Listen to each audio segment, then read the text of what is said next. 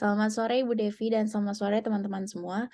Pada kesempatan kali ini, kami dari kelompok 13 ingin mempresentasikan tugas 2, yaitu yang membahas tentang PT Astra International Tbk.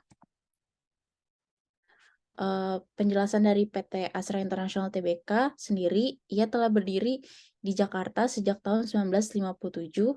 Kegiatan yang dapat dijalankan oleh perusahaan ini mencakup perdagangan umum, perindustrian, pertambangan, pengangkutan, pertanian, pembangunan, jasa, dan konsultasi. Hingga tahun 2022, Astra telah mengembangkan bisnisnya dengan menerapkan model bisnis yang berbasis sinergi dan terdiversifikasi pada 7 segmen usaha, terdiri dari otomotif, jasa keuangan, alat berat, pertambangan, konstruksi dan energi, agribisnis, infrastruktur dan logistik, teknologi informasi, serta properti. Untuk visinya sendiri itu, yaitu menjadi salah satu perusahaan dengan pengelolaan terbaik di Asia Pasifik dengan pertumbuhan yang berkelanjutan dan struktur keuangan yang solid. Yang kedua, menjadi perusahaan intelijen dan agile yang berfokus pada karyawan, pelanggan, dan masyarakat. Serta untuk misinya sendiri itu, yaitu sejahtera bersama bangsa dengan memberikan nilai terbaik pada para pemangku kepentingan. Untuk company profile matrix-nya akan dijelaskan oleh teman saya. Oke, dalam konteks CPM atau Company Profile Matrix ini, saya mengambil konteks dengan dua kompetitor lain, yaitu Honda dan juga Hyundai, yang sama-sama bersaing dalam pasar Indonesia pada saat ini. Eh, Terdapat beberapa faktor untuk critical success dari CPM ini. Yang pertama ada advertising, domestic. Yang kedua ada domestic market penetration, customer service, product priority, international market penetration, employee dedication, financial profit, customer loyalty, market share, product quality, top management, dan juga yang terakhir ada price competitiveness. Jadi dalam konteks ini poin bobot yang besar untuk saya ambil diikuti oleh 3 poin ini. Yang pertama ada kualitas produk. Kualitas produk ini saya berikan poin 0,11. Setelah itu ada variasi produk yang memiliki poin sebesar 0,11 juga. Dan juga poin ketiga ada price competitiveness yang memiliki poin 0,11. Untuk ratingnya saya berikan berdasarkan urgensi atau kepentingan dari masing-masing faktor. Dari hasil weight dan rating ini menghasilkan skor yang berjumlah untuk Toyota sebesar 3,55, untuk Honda 3,24, dan juga untuk Hyundai 3,17. Oke, next. Oke, selanjutnya saya akan menjelaskan tentang internal strength dan juga weakness. Untuk strength yang pertama ada efektivitas saluran distribusi. Jadi Toyota ini selalu memperkuat istilahnya pelayanan mereka dengan memberikan atau menambahkan jaringan-jaringan distribusi mereka. Seperti contohnya yang seperti kita tahu, mereka memiliki beberapa anak perusahaan yang terkenal juga yang kita tahu. Seperti contohnya Garda Auto di bidang asuransi, Toyota Astra Finance Service di bidang pembiayaan, dan juga Auto 2000 yang difokuskan untuk dealer. Strength yang kedua adalah keberhasilan dari pengembangan produk. Keberhasilan dari pengembangan produk ini dapat terlihat dari penjualan-penjualan mereka yang selalu meningkat setiap tahunnya. Seperti contohnya pada tahun 2022 ini, Toyota Avanza menduduki peringkat ketiga dengan penjualan unit sebesar 25.337 unit, dan juga diikuti oleh penjualan Toyota Innova di peringkat keempat sebesar 23.592 unit. Setelah itu, strength yang ketiga adalah penerapan teknologi.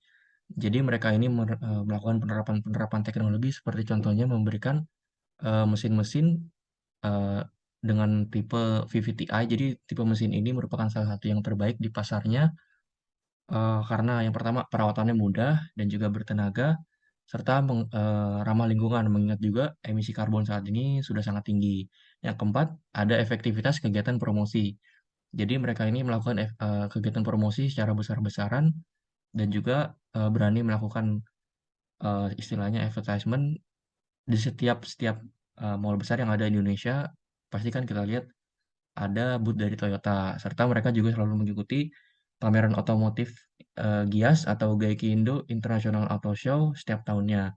Yang kelima, ada sumber daya manusia. Jadi karyawan Auto 2000 ini memiliki sikap, perilaku, serta etika kerja yang profesional. Hal ini tentu juga dapat tercapai oleh perusahaan karena mereka terus memberikan pelatihan dan juga sosialisasi secara berkala.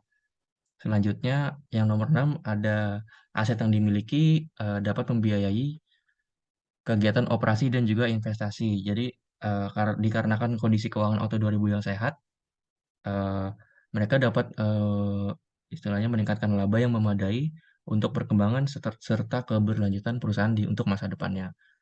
Kekuatan yang nomor 7 adalah pengalaman PT Astra International. Jadi semenjak berdiri pada tahun 1957, Astra ini dapat dikatakan sebagai salah satu pionir untuk, perusahaan otomotif di Indonesia. Mereka sudah sangat kaya akan pengalaman dan juga sangat paham betul akan, bagaimana pasar di Indonesia. Selanjutnya ada variasi produk yang beragam. Jadi mereka menawarkan, produk dengan variasi yang beragam agar dapat, istilahnya merangkul berbagai macam segmentasi pasar. Seperti contohnya mereka membuat, produk, eee, produk mobil-mobil LCGC atau low cost green car untuk dapat, menarik customer dari segmen menengah menengah hingga menengah ke bawah. Yang kesembilan ada penggunaan kandungan lokal sampai 75%. Kandungan lokal sampai 75% ini yang kebanyakan in-house atau anak perusahaan sendiri. Jadi, kebanyakan produksi-produksi Astra ini dilakukan atau dibuat di Indonesia. Jadi tidak menggunakan kontraktor atau, supplier-supplier dari luar. Selanjutnya ada kontribusi sosial koperasi Astra atau kita dapat juga dibilang sebagai program kegiatan CSR dari Astra. Jadi mereka melakukan kegiatan ini dengan memiliki 4 pilar, yaitu yang pertama program pendidikan, kewirausahaan, lingkungan, dan juga kesehatan. Oke, next. Oke, yang selanjutnya adalah weakness. Jadi yang pertama adalah masa depan karyawan. Jadi kekurangan dari mereka ini, mereka belum sepenuhnya memperhatikan pengalaman dan prestasi karyawan untuk dapat nantinya mempromosikan atau menaikkan jabatan dari karyawan ataupun pegawai-pegawai mereka. Mereka lebih memfokuskan kepada golongan jenjang karir atas pendidikan-pendidikan dari pegawai mereka. Yang kedua adalah fasilitas manufaktur. Jadi fasilitas manufaktur Toyota sebenarnya tidak buruk, tetapi jika dibandingkan dengan produsen-produsen atau perusahaan besar lainnya seperti Mercedes-Benz atau BMW, mereka masih dapat dikatakan jauh di bawah. Setelah itu posisi global. Jadi dalam posisi global, Toyota ini terlalu memiliki ambisi yang besar akan untuk menjadi market leader, tapi mereka belum mengikuti ini dengan dengan menyeimbangkan kualitas produk serta brand image yang diberikan oleh Toyota. Selanjutnya ada pengembangan merek dalam negeri. Jadi kebanyakan produk-produk dalam negeri mereka ini masih dapat dicap atau istilahnya itu dalam masyarakat masih dapat masih terdapat banyak pemikiran bahwa produk-produk Toyota ini merupakan produk yang murah begitu. Selanjutnya ada informasi pasar. Jadi seiring dengan pertumbuhan ekonomi sosial, permintaan konsumen terhadap produk otomotif juga berjalan beriringan dengan pertumbuhan ekonomi. Setelah itu ada tingkat kegagalan produksi. Kegagalan yang dialami oleh Toyota ini termasuk ke dalam kategori risk yang tinggi, sehingga diharapkan ke depannya untuk dilakukan evaluasi agar mereka dapat menekan angka-angka ini. Yang selanjutnya ada mesin impor. Jadi Toyota masih banyak menggunakan mesin-mesin yang diproduksi di luar negeri, bukan di dalam negeri Indonesia. Setelah itu banyak produk yang diproduksi terdapat kecacatan dalam produk mereka. Ya, jadi karena istilahnya produksi massal secara besar-besaran, mereka terkadang melewatkan atau lengah dalam quality control sehingga terdapat beberapa produk yang terdapat atau memiliki kecacatan. Setelah itu ada kualitas bahan produk. Jadi untuk mencapai target konsumen menengah ke bawah, mereka menciptakan seperti contohnya mobil-mobil LCGC. Akan tetapi dengan mereka menciptakan mobil-mobil ini, mereka juga memotong kos yang mengakibatkan kualitas bahan produk mereka menjadi turun. Setelah itu kelemahan yang terakhir adalah harga yang mahal. Harga yang mahal di sini yang dimaksud adalah harga produksi yang tinggi. Jadi meskipun mereka memiliki teknologi yang bersaing di pasar, biaya produksi Toyota ini termasuk dalam produksi biaya yang termasuk dalam konteks yang tinggi. Jadi hal ini akan berpengaruh kepada profit dan juga margin dari produk-produk Toyota. Oke, next.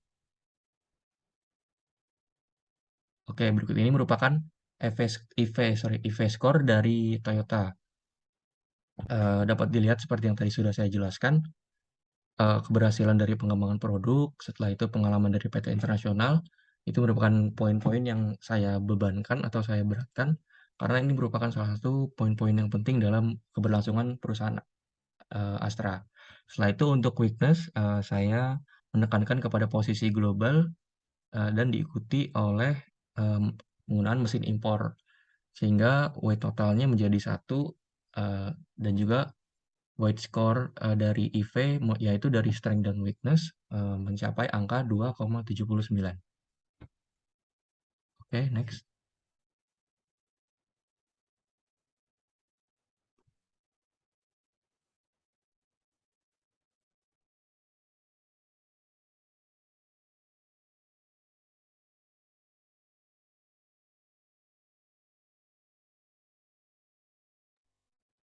Oh ya, untuk selanjutnya ada external opportunities and threats. Jadi untuk opportunities-nya itu, yang pertama, banyaknya penduduk Indonesia yang tentunya akan memberikan peluang besar dalam jumlah penjualan produk yang ditawarkan oleh PT Astra International Tbk. Yang kedua, tidak jauh berbeda dengan poin satu, yaitu beragamnya jenis agama yang dianut oleh penduduk Indonesia. Hal ini dapat memberikan peluang perusahaan untuk menawarkan diskon atau hadiah pada hari-hari besar atau hari-hari tertentu. Yang ketiga itu terdapat pertumbuhan ekonomi tinggi. Yang keempat itu terdapat perkembangan teknologi di mana yang mengakibatkan mudahnya akses seseorang untuk memasuki media sosial sehingga mudah sekali tren menyebar melalui sosial media. Yang kelima itu terbukanya pasar dalam negeri. Yang keenam, kepercayaan masyarakat. Yang ketujuh, pengaruh penghargaan yang dapat mengangkat citra perusahaan. Yang kedelapan, banyaknya komunitas otomotif yang menjamur di Indonesia. Hal ini tentunya akan memberikan pengaruh yang baik juga terhadap Astra itu sendiri. Yang kesembilan itu melakukan ekspansi ke luar negeri, terutama ke negara berkembang. Yang terakhir, minat pembelian barang otomotif tergolong tinggi.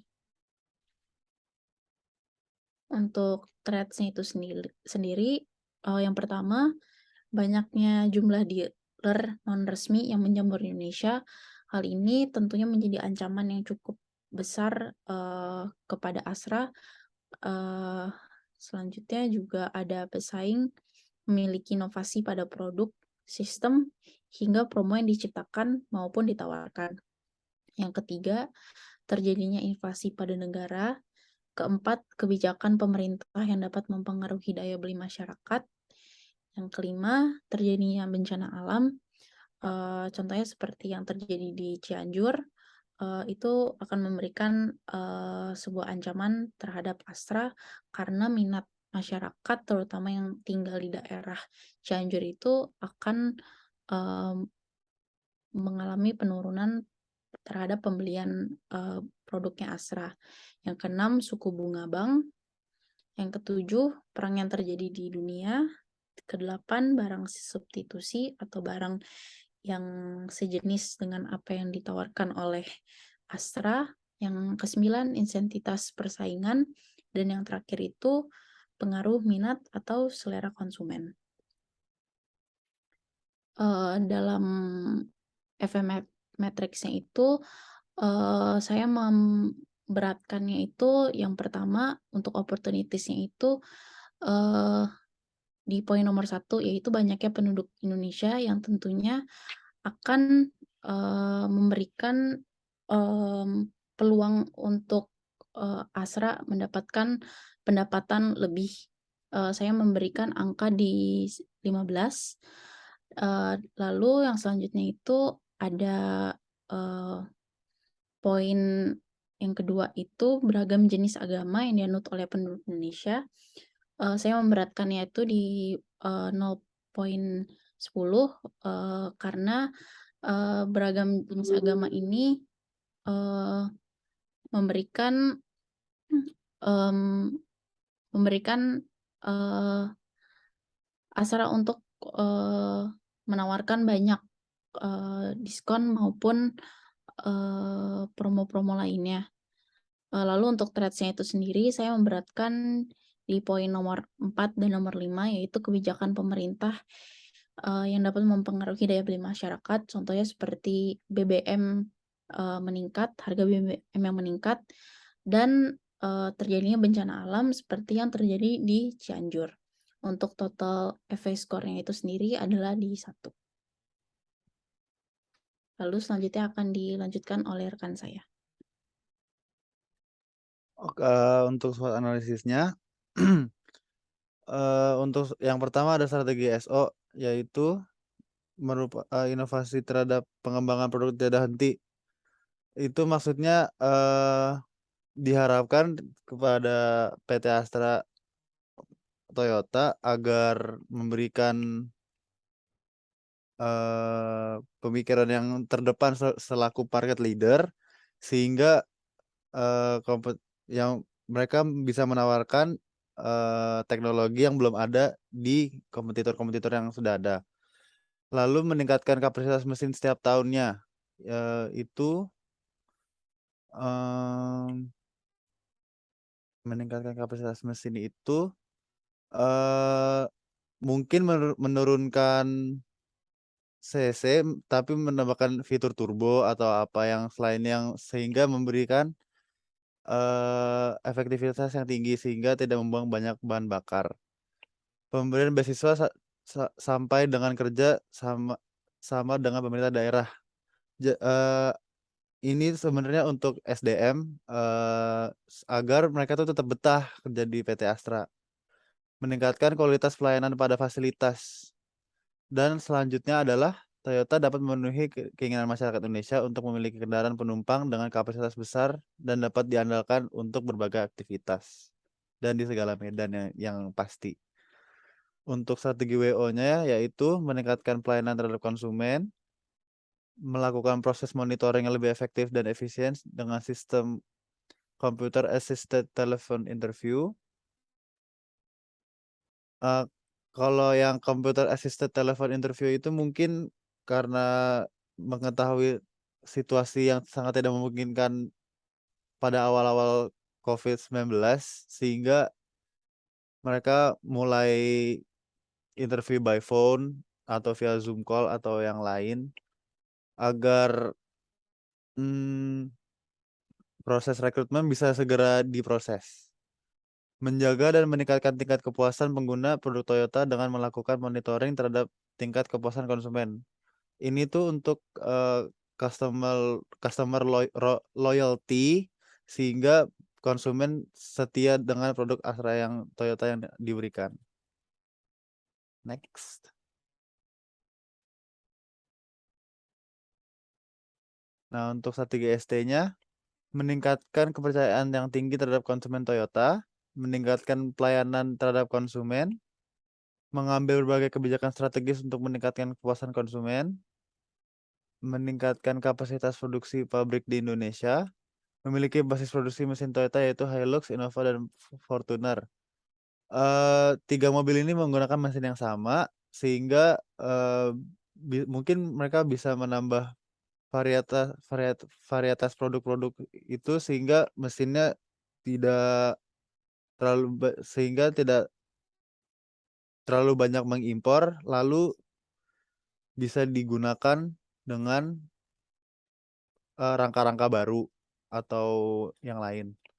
Melakukan ekspor lebih dari 118.000 mobil buatan Indonesia pada lebih dari 70 negara Asia, Afrika, Amerika Latin, dan Timur Tengah. Untuk strategi WT, terakhir ada meningkatkan inovasi produk baru dari segi pelayanan untuk tingkat kepuasan masyarakat dengan memberikan diskon dalam proses negosiasi dan memberikan fasilitas lengkap pada ruang tunggu bengkel Toyota. Melakukan monitoring pada seluruh dealer di wilayah Indonesia, dan yang terakhir, Toyota berupaya memberikan solusi terbaik dari sisi product management dan customer management. Nah, next. Nah, ini kita ambil contoh dari produk Toyota yang seperti Wahyu sudah bilang nomor 3 di pangsa pasar yang paling laris dengan kompetitor yang sudah ada, yaitu APV dengan salah pengetikan dan Xenia. Nah, untuk ini kuadran-kuadrannya itu ada 1, 2, 3, 4. Yang pertama itu ada question marks, yaitu pangsa pasar yang rendah dan tingkat pertumbuhan yang tinggi. Yang nomor 2 itu ada stars, itu pangsa pasar yang tinggi dengan tingkat pertumbuhan yang tinggi, persaingan tinggi. Yang ketiga ada cash cows, yaitu pangsa pasar tinggi tetapi tingkat pertumbuhan rendah. Dan yang terakhir ada dogs. Ya, dogs itu pangsa pasar rendah dan tingkat pertumbuhan rendah. Nah, yang seperti kita bisa lihat, produk Astra Toyota yang ada di kuadran 2 selaku market leader,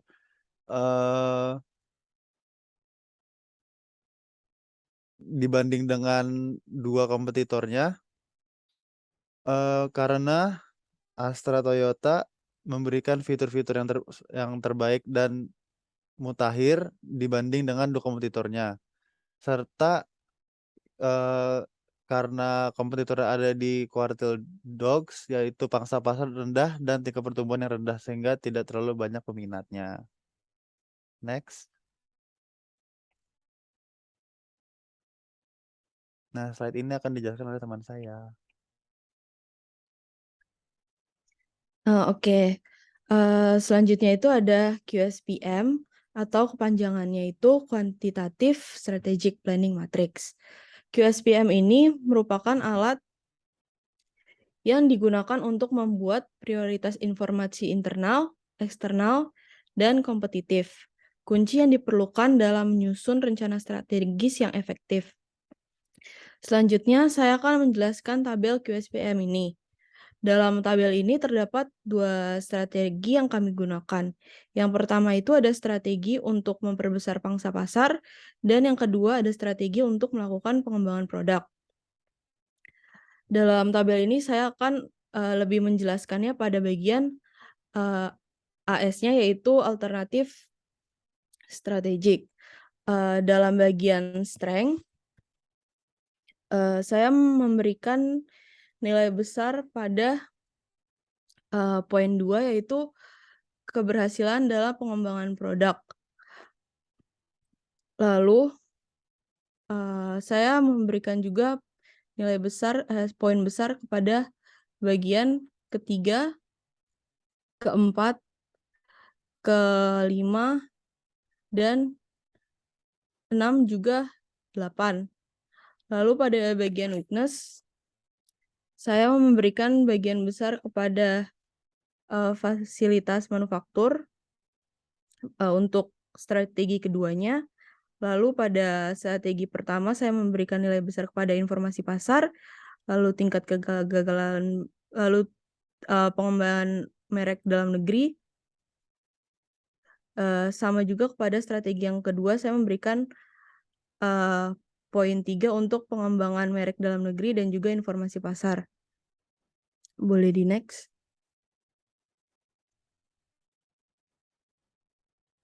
Lalu untuk bagian opportunities saya memberikan nilai 3 kepada penjualan produk yang ditawarkan oleh PT Astra. Lalu poin 3 juga untuk menawarkan diskon atau hadiah pada hari tertentu. Lalu untuk strategi yang pertama saya juga memberikan nilai 4 untuk pertumbuhan ekonomi tinggi. Lalu ada terbukanya pasar dalam negeri, kepercayaan masyarakat, dan pengaruh penghargaan yang dapat mengangkat citra perusahaan. Dan juga saya memberikan nilai 3 pada banyaknya komunitas otomotif yang menjamur di Indonesia. Untuk strategi 2-nya saya memberikan nilai 3 pada penawaran diskon atau hadiah pada hari tertentu. Lalu pengaruh penghargaan yang dapat mengangkat citra perusahaan, dan juga banyaknya komunitas otomotif yang menjamur di Indonesia. Dan yang terakhir ada minat pembelian barang otomotif tergolong tinggi. Untuk bagian trades, saya tidak ada memberikan nilai besar pada strategi yang pertama, tetapi pada strategi yang kedua, saya memberikan 3 poin untuk pesaing memiliki inovasi pada produk, sistem, hingga promo yang diciptakan maupun ditawarkan. Lalu, saya juga memberikan poin 3 pada suku bunga bank. Boleh di next.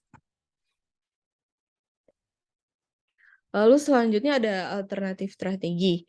Yang pertama itu, strategi yang pertama yang kami gunakan itu adalah memperbesar pangsa pasar. Produk merupakan salah satu unsur bauran pemasaran yang paling mendasar, karena aktivitas pemasaran dimulai dari perencanaan produk yang ditujukan untuk memuaskan kebutuhan dan keinginan konsumen. Philip Kotler berpendapat bahwa konsumen menyukai produk yang menawarkan kualitas bagus. Kualitas produk merupakan fokus utama perusahaan dalam meningkatkan daya saing produk. Kualitas produk berarti produk yang sesuai dengan yang disyaratkan atau distandarkan. Suatu produk memiliki kualitas apabila sesuai dengan standar kualitas yang telah ditentukan. Kualitas produk, kepuasan pelanggan, dan profitabilitas merupakan 3 hal yang terkait erat. Semakin tinggi kualitas, semakin tinggi kepuasan pelanggan, yang dapat mendukung peningkatan pendapatan dan juga laba. Menjaga kualitas produk menjadi strategi untuk menghadapi persaingan dengan perusahaan lain dan produk substitusi yang semakin banyak. Lalu strategi kedua yang kami gunakan adalah melakukan pengembangan produk. Memfokuskan pada konsumen atau pelanggan, kelompok, serta usaha sistematis.